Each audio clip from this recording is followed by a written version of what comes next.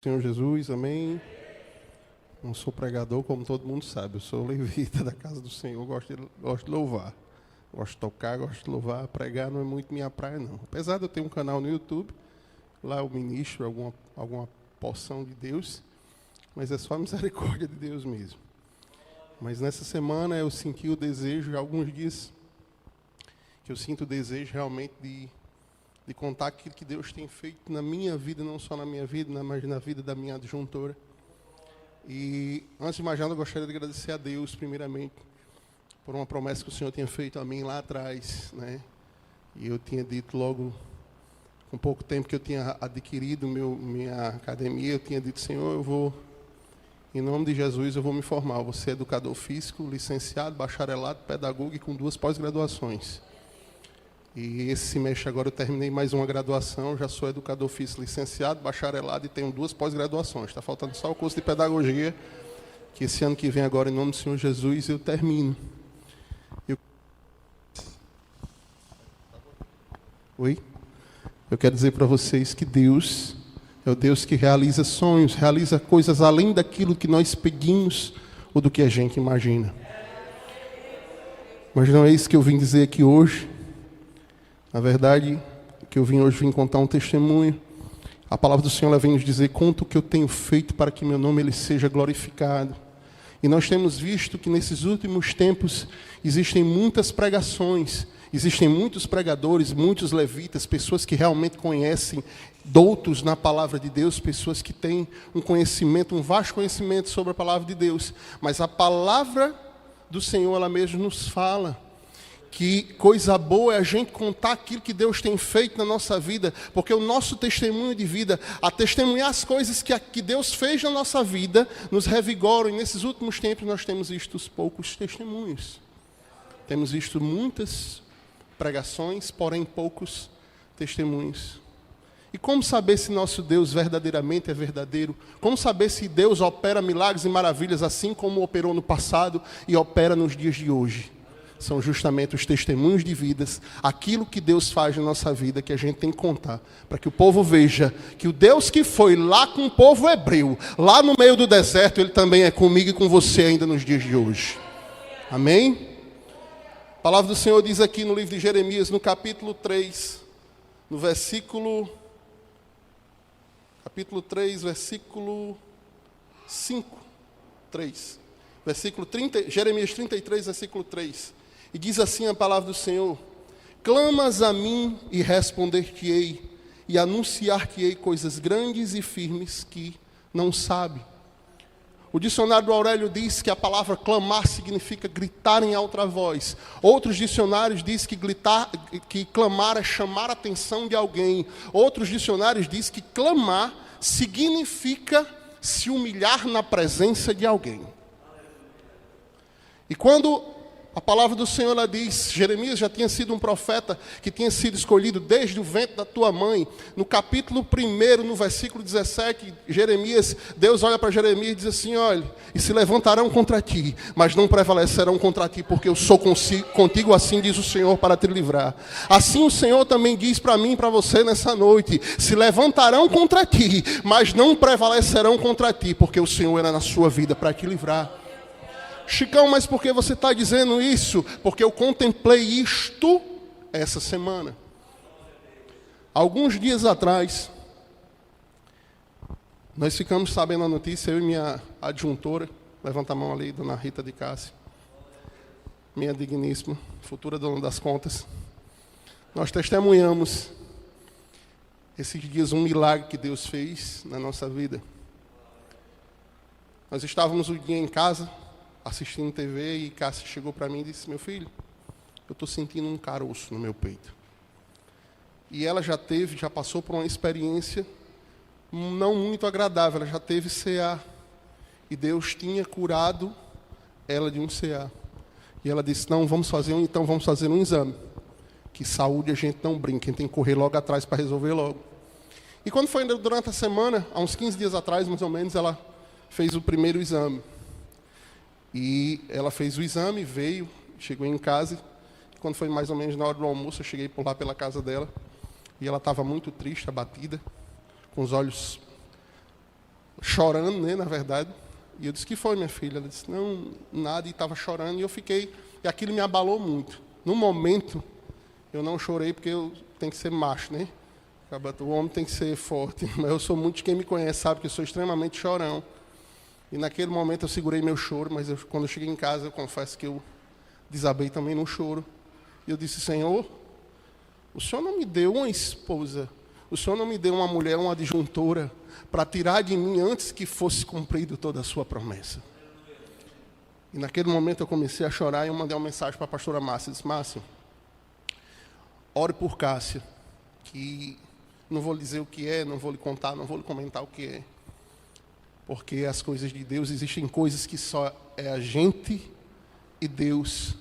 Porém, a palavra do Senhor, ela diz que nós temos que clamar, a gente tem que abrir a nossa boca, a gente tem que se prostrar diante da presença de Deus, a gente tem que chorar mesmo, a gente tem que pedir ajuda em oração aos nossos irmãos. A palavra do Senhor diz, orais uns pelos outros. A palavra do Senhor, ela diz que a oração de um justo, ela move muito os seus efeitos. Imagina uma igreja inteira orando, pedindo, intercedendo e clamando. O povo hebreu saiu do deserto, porque durante 400 anos, enquanto Deus não tinha aberto a boca, o povo não se humilhava. No dia que o povo criou vergonha, se vestiu de pano de saco, passou a noite todinha na presença, no outro dia Deus disse, pronto, vou levantar um para pegar meu povo. Assim também somos nós, temos que orar um pelos outros.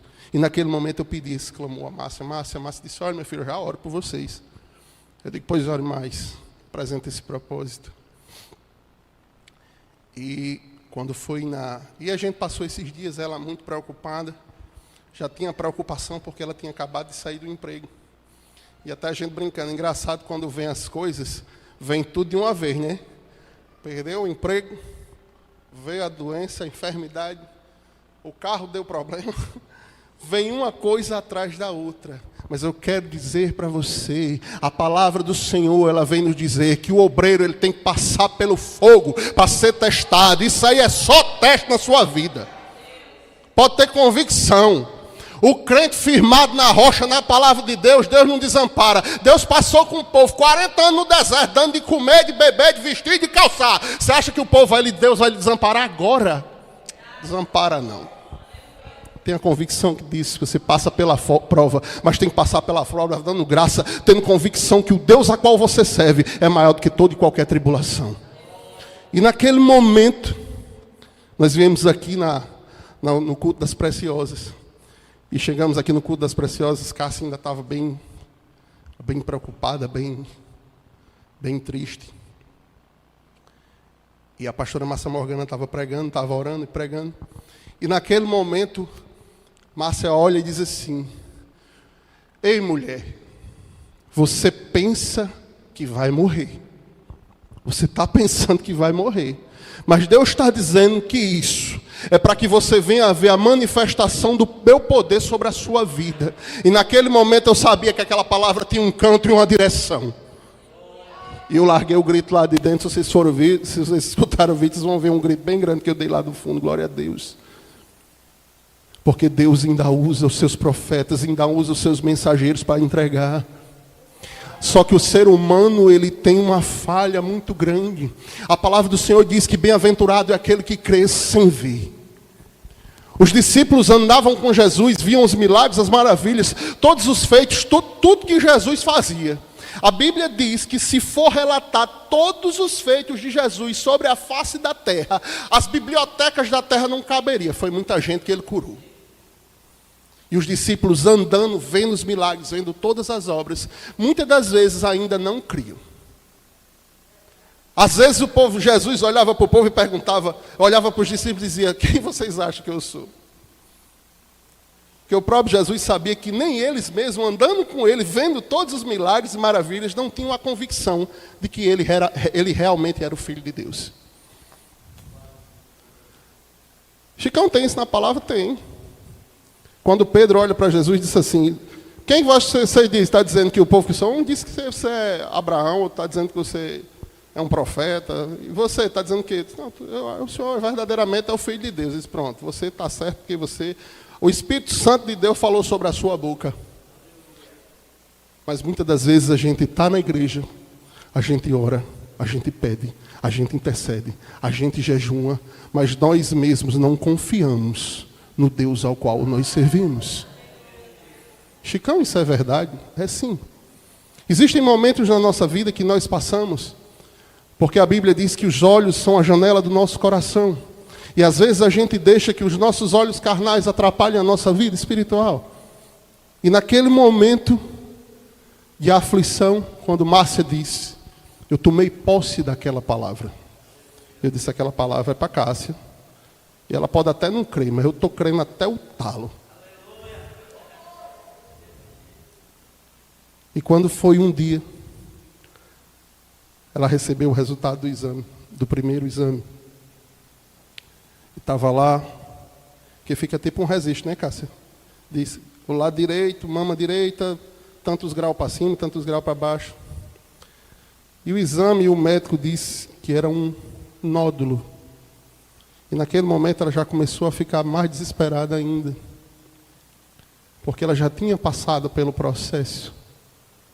E quando a gente passa por um processo doloroso na nossa vida, a gente não quer que ele se repita. Porém, existe algo de especial. Quando passamos por um processo de dor na nossa vida, é como se nós fôssemos de um exército. Se eu passo por uma guerra, e sei que na guerra existe fome, e naquele momento eu estou passando fome, aquela fome na próxima vez ela não vai fazer tanto efeito, porque eu já sei a fome que eu passei, eu já sei o deserto que eu passei. No primeiro momento ela ficou um pouco desesperada, depois ela parou e disse, meu filho, seja o que Deus quiser.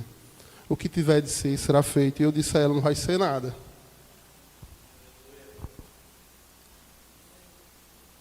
A Bíblia diz que é melhor 2 do que 1. Porque quando um está meio esmurecido, o outro vem e dá um tapa assim na cabeça. Levanta, acaba. Ela não faz isso, não. Não deu um tapa em mim, não. Mas de vez em quando dá uns puxão de orelha. E quando foi um dia a gente deitado à noite, e ela bem calada, isso me deixa muito aflito. Se eu estiver perto de alguém, eu converso muito, apesar de eu ter essa cara fechada, ficar ali no cantinho calado, mas eu falo mais do que o homem da cobra. Quando a pessoa está perto de mim calada, eu fico logo frustrado.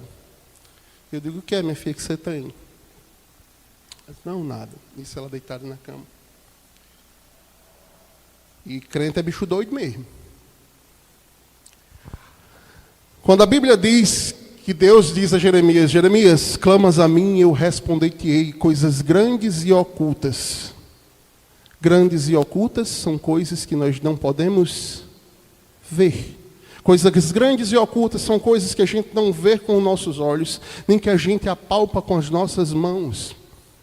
Quando o profeta Isaías, se não me engano, estava ele e o seu discípulo, vinham a guarnição de guardas para pegar o profeta.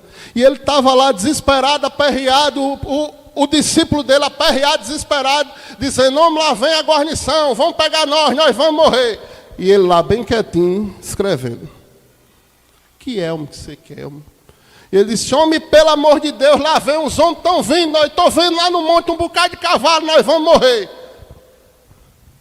Isaías olha ao Senhor, ora e diz assim, Senhor, abra os olhos desse moço aí, para ele ver quem está com a gente. Abra seus olhos nessa noite, para você ver quem está com você na sua vida. Abra seus olhos espirituais, para você saber quem é que está com você nessa peleja. Não olhe com os olhos da carne, não. Porque com os olhos da carne você vai perecer. Mas se você olhar com os olhos espirituais, olhar com aquilo que Deus colocou na sua vida, você vai ver que não há tribulação, nem grande nem pequena, que você não possa vencer. E naquele momento, Deus fala comigo e diz, meu filho, ora aí nela. E ela estava deitada assim na cama. Eu coloquei minha mão e eu comecei a orar. Nós não somos nada diante da presença de Deus. Nós não somos ninguém. Nós somos a menor parte de Deus. Nós temos uma parte de Deus. A Bíblia diz que quando Deus criou o homem do pó da terra, Ele sopra seu Espírito de Deus sobre as nossas narinas. Nós temos uma parte de Deus. A nossa pequena parte de Deus é somente o sopro de vida que Ele nos deu. Mas a Bíblia também nos diz que Ele nos deu poder e autoridade para expulsar demônio, para curar enfermos, para orar e pessoas sendo libertas. E naquele momento, quando Deus disse, ore por ela, eu disse, vou orar. E eu coloquei a mão sobre o peito dela e eu comecei a orar. E eu comecei a orar e a minha mão começou a pegar fogo. E a minha mão estava tão quente de um jeito que eu, quando pegava em mim, a impressão que eu tinha passado uma boa parte da manhã com a mão no sol, de tão quente que estava. E eu perguntei, Cássia, você sentiu? Ela disse, não. Eu digo, amém. E eu orei, e a minha oração foi essa. Eu disse, Senhor, eu não posso. Eu sou pequeno, sou falho, sou pecador. Mas a Bíblia diz que em Teu nome, Senhor, em Teu nome eu posso todas as coisas. E na minha oração eu disse, Senhor, tem misericórdia. Tem misericórdia, Pai. Se for algo maligno, que o Senhor transforme em benigno. E nós viemos para o café com os pastores. Eu vim, né? Ela não veio. Eu vim para os cafés com os pastores. Ela foi para um evento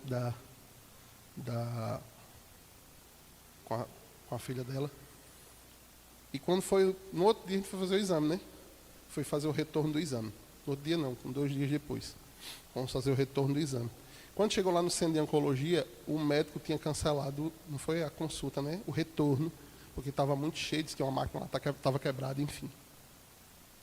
E ela, mais a irmã dela, disse, não, então vamos lá na Wilson Rosado, vamos marcar logo, porque essas coisas a gente não pode esperar.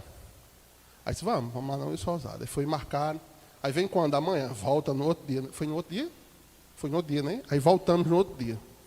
Eu fui, deixei ela na porta, ela ansiosa, e ela subiu e encontrou com a médica que ia olhar a consulta e fazer o dito exame, que já era para fazer a biópsia, para mandar, né, para saber se era maligno ou benigno.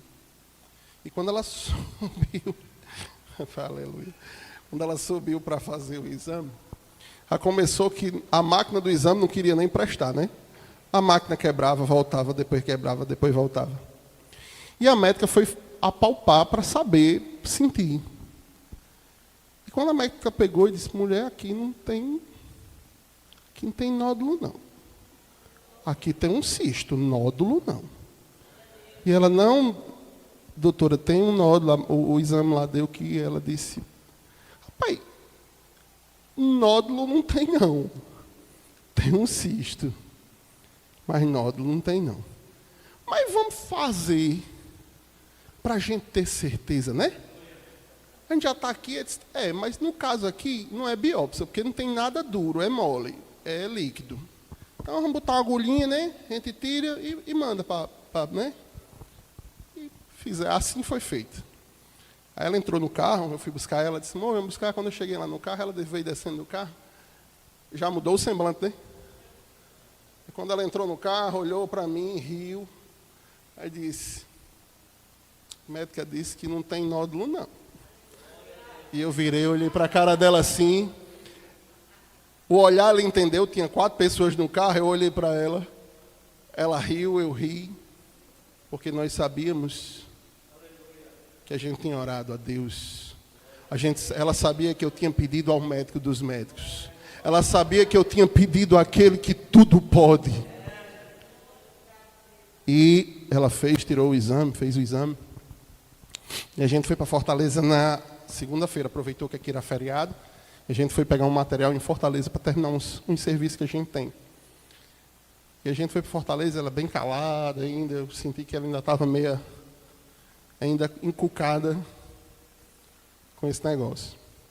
E ontem à noite, aí isso era para ela ter recebido o exame na sexta, não foi?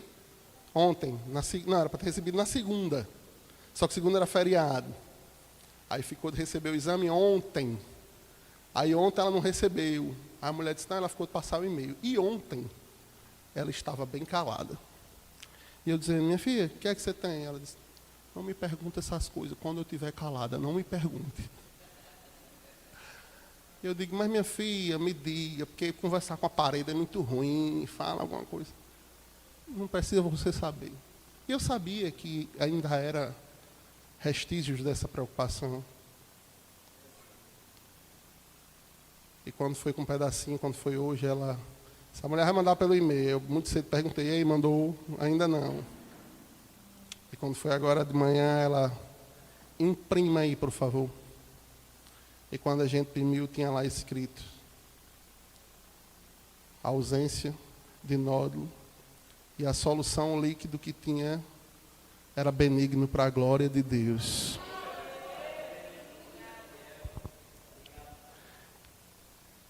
A palavra do Senhor diz que o relógio de Acabe parou para dar vitória ao seu povo. Se Deus é um Deus que Ele para o tempo para dar vitória ao seu povo, você imagina essa situação que você está passando. Pode ser que essa palavra, essa mensagem, não tenha sido para você que está aqui assistindo, mas para quem que está aqui na igreja. Mas eu sei que essa palavra ela tem uma direção certa.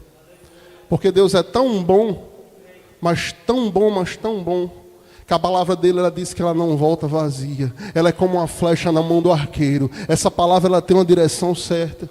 Eu sei que tem pessoas que estão nos assistindo, que estão aqui nessa noite, que estão passando por algum problema, por alguma situação, que na sua mente você pode estar até achando que é impossível. É impossível para você.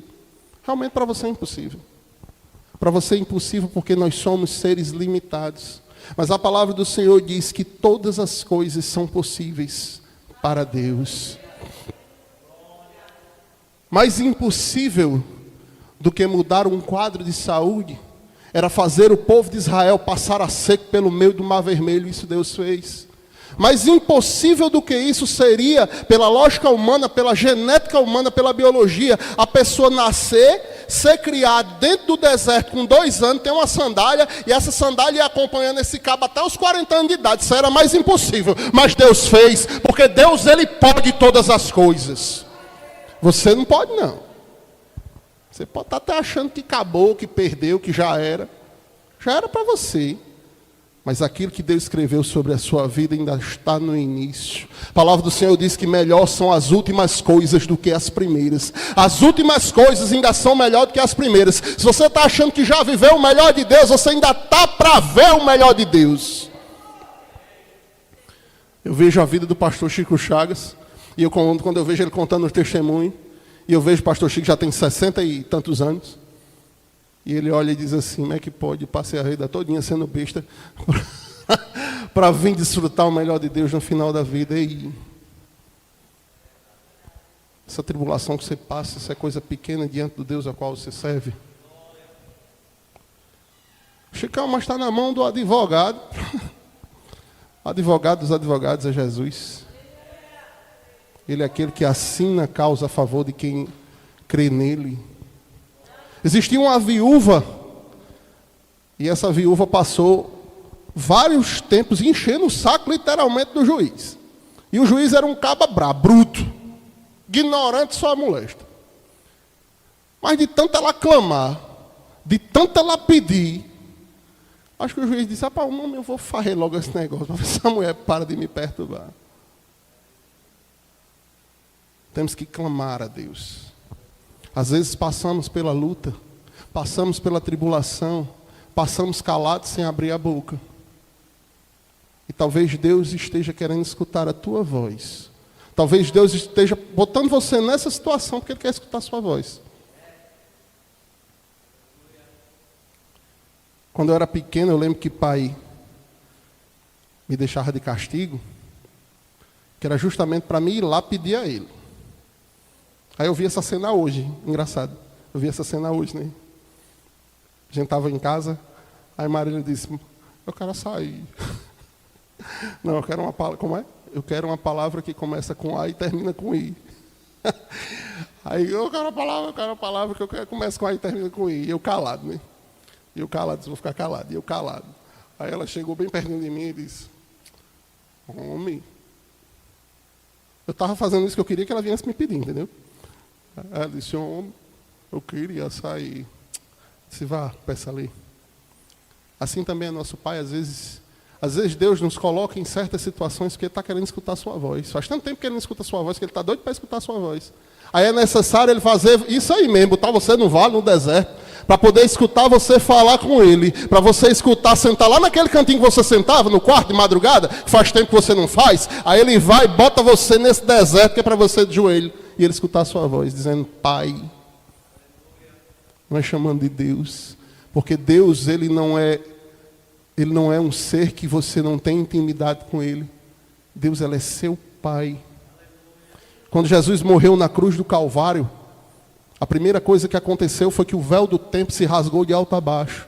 O véu do templo era um sinal que representava a separação entre os homens e Deus. Existia uma cortina aqui, mais ou menos da grossura dos 2 tijolos deitados, e aqui ficava o lugar santo dos santos. E tinha um sacerdote que todo ano vinha expiar os seus pecados. A primeira coisa que aconteceu quando Jesus morreu na cruz do Calvário, o véu do templo aí. Esse significado foi que Deus estava dizendo: agora, quando você quiser conversar comigo, você vai clamar diretamente a mim. Você vai conversar comigo diretamente. Não vai precisar mais de nenhum intercessor. Não vai precisar de mais nenhum cordeiro, porque o cordeiro que tinha para expiar os pecados já expiou. Você agora é lavado e remido no sangue do cordeiro. É chamado Filho de Deus, tem a autoridade de sentar no trono da graça e conversar com seu Pai. Exerça essa função. Clame o que você estiver precisando, o que você estiver passando. Não se retenha não, clame: Pai, eu estou aqui, Senhor, me escuta. A Bíblia diz que Deus não está com sua mão mirrada, encolhida, nem com seus ouvidos agravados, para que não possa escutar o seu clamor. Clama, pegue, pode pedir. Deus é alargador em bênçãos para lhe abençoar. Amém? E aqui eu deixo minha